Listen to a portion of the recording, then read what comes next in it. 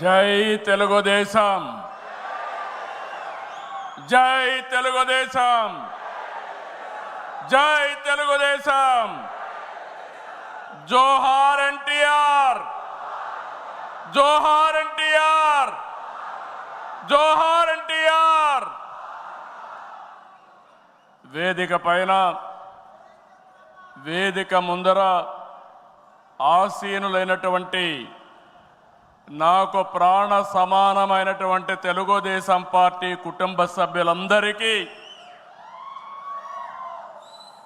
స్వాగతం, సుస్వాగతం. పత్రికా విలేకరులకి మనస్ఫూర్తిగా స్వాగతం. దేశంలో అనేక రాజకీయ పార్టీలు ఉన్నాయి, కానీ మహానాడుల వేలాది మంది ప్రతినిధులతో మంచి చెడులు, విధానాలు, ఆలోచనలు చర్చించుకునే ఏకైక పార్టీ తెలుగుదేశం. ప్రతిపక్షంలో ఉన్న, అధికారంలో ఉన్న మహానాడు అంటే అదే జోరు, అదే హోరు. మీ ఉత్సాహం చూస్తే నా మనసు ఉప్పొంగుతా ఉందని చెప్పి తెలియజేస్తున్నా. రాయలసీమలో మహానాడు అంటే తిరుపతిగా ఉండేది. ఇప్పుడు తొలిసారి దేవుని కడపలో, అది కూడా కూటమి ప్రభుత్వం ఏర్పాటైన తర్వాత తొలి మహానాడు కడపలో ఏర్పాటు చేసుకుంటున్నాం.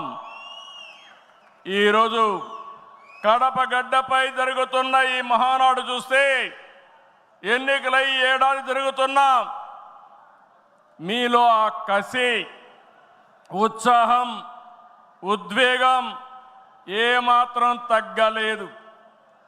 నేను చాలా మహానాడు చూశాను. దగ్గర దగ్గర మనం చూస్తే 34 మహానాళ్ళు మనం జరుపుకున్నాం. 2 మహానాళ్ళు డిజిటల్గా జరిగాయి. అయితే ఈసారి కడపలో, దేవుని గడపలో జరిగే మహానాడు ఒక చరిత్ర సృష్టించబోతుంది. సువర్ణాక్షరాలతో ఆంధ్రదేశ రాష్ట్ర ఆర్థిక పరిస్థితి ఒక దశ దిశ నిర్దేశిస్తుందని చెప్పి తెలియజేసుకున్నా. ఈరోజు చల్లని వాతావరణం. అన్ని మహానాడులంటే చాలా వేడివేడిగా ఉండేది, ఎండలు ఎక్కువ ఉండేటివి. ఒక ప్రశాంతమైన వాతావరణంలో, ఆహ్లాదకరమైన వాతావరణంలో ఈరోజు కడపలో మహానాడు జరుగుతూ ఉంది. ఉమ్మడి కడప జిల్లాలో 10 స్థానాలకు గాను 7 స్థానాలు గెలిచాం. మన సత్తా చాటాం. ఈసారి ఇంకొంచెం కష్టపడితే 10కి 10 మనమే స్వీప్ చేస్తాం. రాయలసీమ ప్రజలు అద్భుత చైతన్యంతో ఈసారి ఇచ్చిన తీర్పును గౌరవిస్తూ వారికి ధన్యవాదాలు తెలపడానికి కడపలో మహానాడు పెట్టాలని నిర్ణయించాం.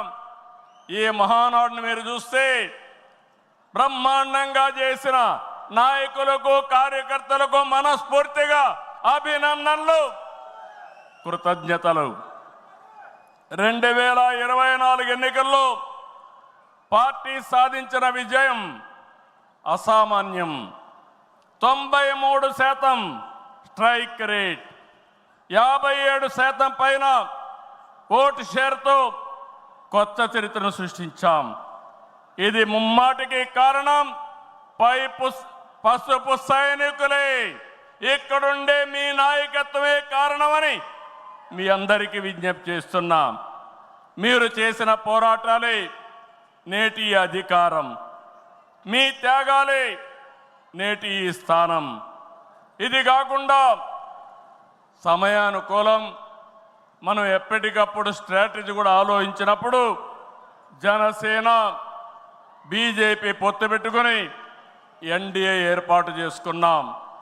దానివల్ల కూడా ఈరోజు ఈ మహా విజయానికి దోహదం చేశాయని చెప్పి విజ్ఞప్తి చేస్తున్నా. ఏమీ ఆశించకుండా దశాబ్దాలుగా ప్రతి గ్రామంలో జెండా మోస్తున్న కార్యకర్తల వలనే మనం ఇక్కడున్నాం.